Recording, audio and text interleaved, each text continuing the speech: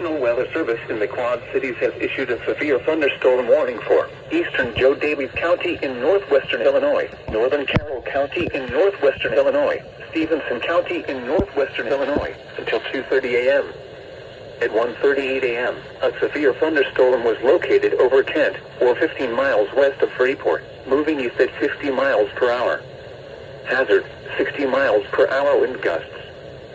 Source, radar indicated.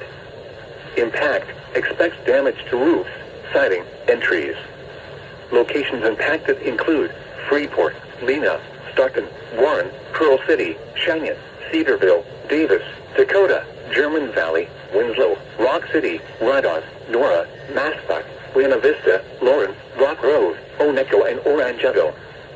For your protection, move to an interior room on the lowest floor of a sturdy building.